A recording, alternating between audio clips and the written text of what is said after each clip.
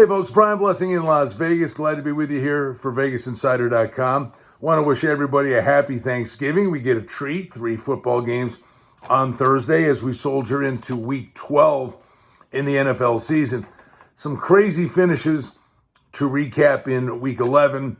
And as we always do here in the opening line report, want to let you know what the advanced numbers were, where the numbers open, where we think they're going to go. Enjoy the turkey. That's the most important thing. All right, on Thanksgiving Day, not the most exciting, thrilling way to start the day, but a football game nonetheless. Houston laying 2.5 on the road at Detroit. Total on the game is 51. Houston, give them full marks, get the win over New England. We'll get to New England in a second, but when you get the lead on New England, you should be in pretty good shape. Watson, the Texans were able to close out the deal. The total here is 51. And Detroit is coming off a beatdown, shutout at Carolina. Now, Matt Stafford, he had the bum hand, but it seemed like he was throwing it okay. Bottom line is they have no weapons. I mean, their main guy is T.J. Hawkinson. If the tight end is literally the guy you're counting on to carry the load, Travis Kelce can do it, but he's got a great supporting cast around him. The one thing that would really help Detroit here is if Golladay gets back in the lineup from the hip injury. But on a short turnaround, you would think they'd wait another week, give him the extra time to get back. But if Golladay comes in, upgrade Detroit's chance. I will say, the road teams on Thanksgiving Day. It's a business trip. Lions are going home to eat a turkey dinner, and Houston says, we'll celebrate Thanksgiving on Friday. I don't know, I just always like the visiting teams think they treat it as a business trip. Do think this number could get to 3. Washington, Dallas. Dallas was a 1-point favorite with the advanced line. Lo and behold, they show up, play better defensively. Elliott, CeeDee Lamb, but the big thing, Andy Dalton's return. They get the win over Minnesota, so all of a sudden this number goes to Dallas -3.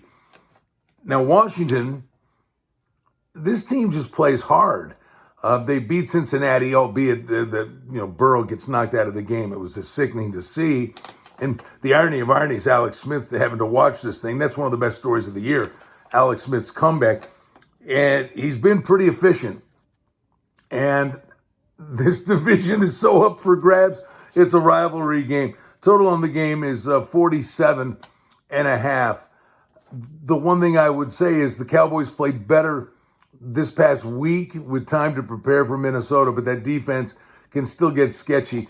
I got to think you might see the total go up a point, maybe up to 48.5. How about this one? The get-out game on Thanksgiving Day, Baltimore and Pittsburgh. Pittsburgh was 2.5. The number is 3 - 20. It may get to 3.5 now. Total's 45.5. Pittsburgh's unbeaten. They get everybody's best shot. They easily handled Jacksonville. Roethlisberger's been okay. He doesn't have to be great at the moment. Juju Smith-Schuster got nicked up in the game, but they got Devontae Johnson now, and Claypool, weapons all over the place. And what's up with Baltimore? As of today, Baltimore is out of the playoffs. Would we have said that 3 weeks ago? You think we were crazy. Now, the good news for them, they have a cakewalk of a schedule after this game. After losing the hard-fought physical game, though, quick turnaround, not good for Baltimore. And teams are figuring out, make Lamar Jackson beat you from the pocket. He's going to make his plays throughout the course of the game. But if you can keep him in the pocket more often than not, it upgrades your chances mightily. Interesting game. Bottom line is it was the easiest number ever for the odds makers. You hang the home team 3, and the road team usually won the game. But right now, Baltimore just seems to be off kilter. Vegas and Atlanta. Now, it was pick. Vegas is 1. Atlanta loses to New Orleans. Vegas played their lungs out against Kansas City, and they scored too fast. Witten gets the touchdown, left Mahomes time to go down the field and beat them. And the Raiders are right now the 7th seed in the AFC. That's really a painful loss for them because they're knocking on the door to be in the playoffs. They may look back on this one, in about 5 weeks and say, ouch. But the Raiders, Atlanta, indoors fast track. I think we're looking at points.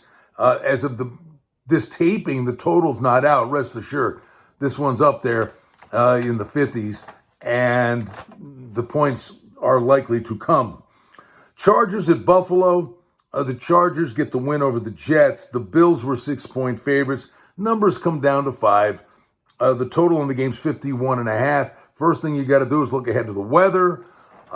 In that neck of the woods, they had a lot of snow today, but it's in the 50s throughout the week. Maybe rain on Sunday, but it doesn't look like snow's in the forecast.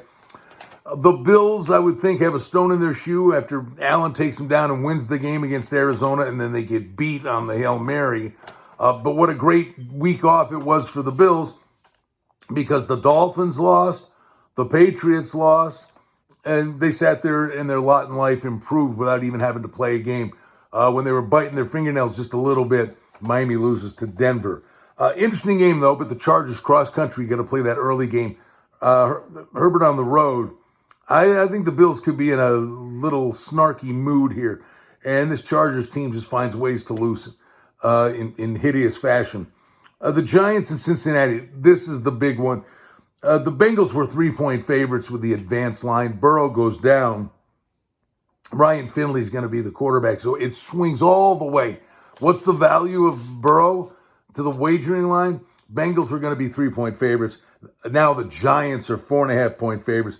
Total on the game is 43 with probably pretty good reason. Where will the points come from? Give Finley a week of practice, and maybe they can muster something up. There was an A.J. Green sighting, by the way, in Washington. Tennessee, Indianapolis. This is interesting. Tennessee, just an incredible, hard-fought effort. And this team's a bunch of badasses. They go into Baltimore and they're dancing on their logo before the game. The Ravens had playoff revenge. Tennessee stared them down at the end of the game. Henry wears them down. Tennessee wins the game, gets out of Dodge.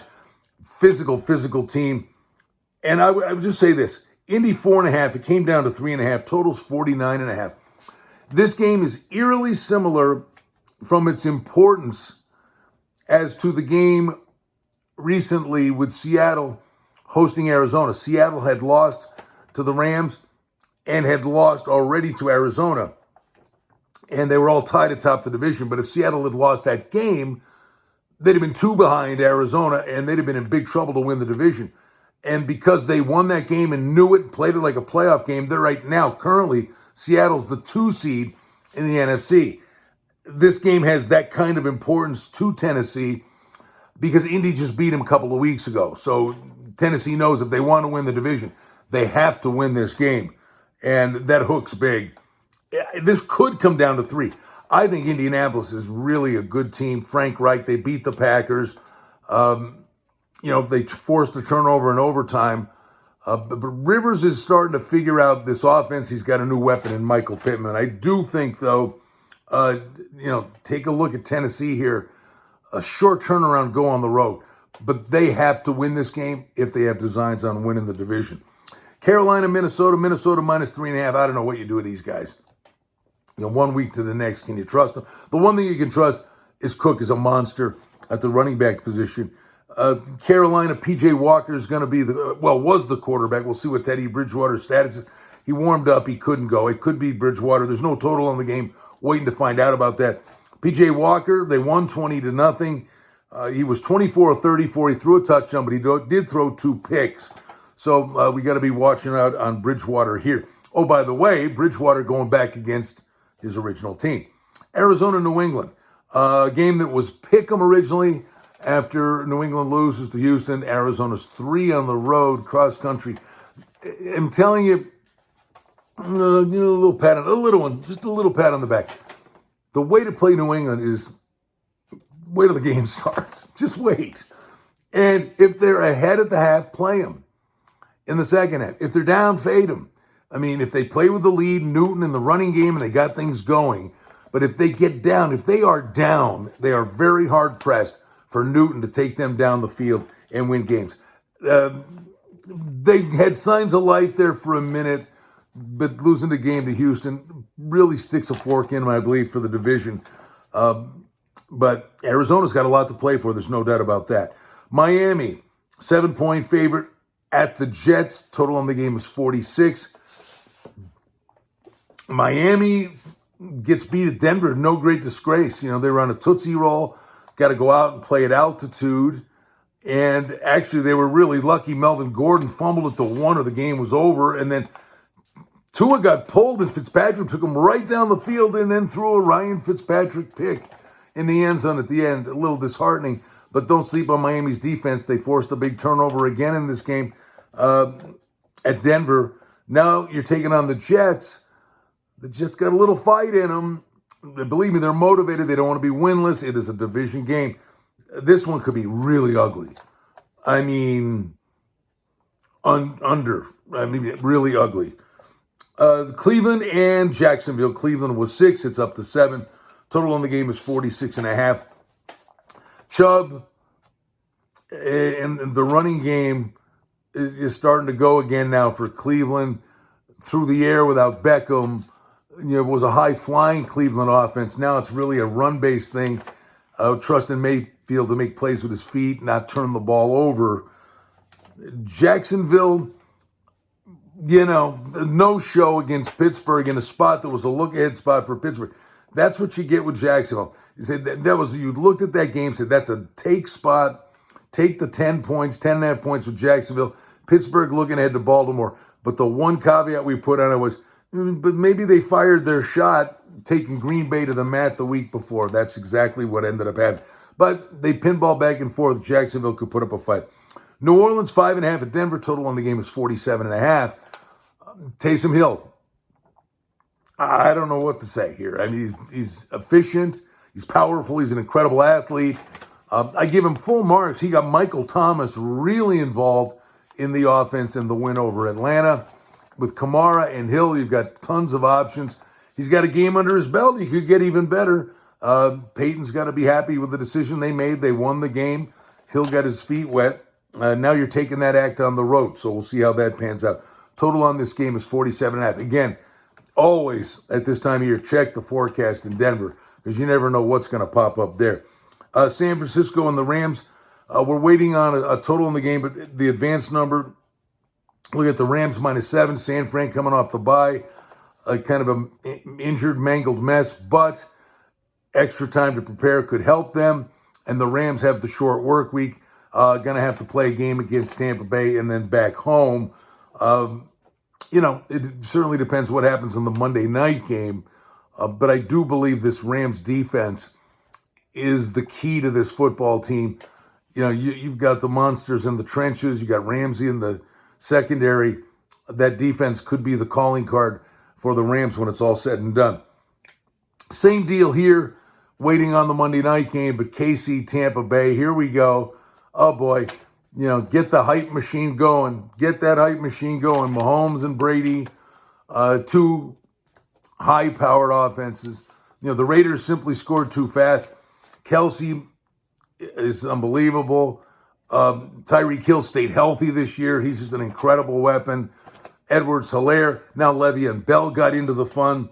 Rest assured, Mahomes, Brady, high total. General public gets involved. It goes up, whatever they post. That one will be in the 50s for sure.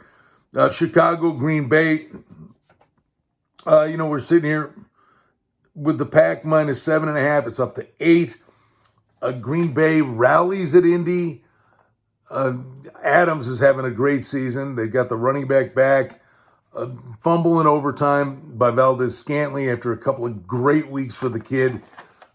Green Bay showed a lot of heart, went down the field, get it to overtime, have all the momentum. They get the ball first. They fumble. They lose the game to Indy. No great disgrace to lose that game. But see how they bounce back. But Chicago, I feel really bad for the Bears defense. They play their hearts out every week, and the offense just doesn't help them out. And then Seattle 3 was the opener. It's up to 6 at Philadelphia. Man, Carson Wentz and the Eagles and that NFC East, it's there for the taking. Carson Wentz's play has just dropped off so mightily, and that number has steamed all the way up to Seattle, a 6-point favorite. Russell Wilson, you get that win against Arizona. Now you got extra time to prepare, long trip east. Take care of business. Don't take these guys lightly. But right now, any game the Eagles have been involved in is kind of a pillow fight. There you have it. It's the opening line report for Week 12.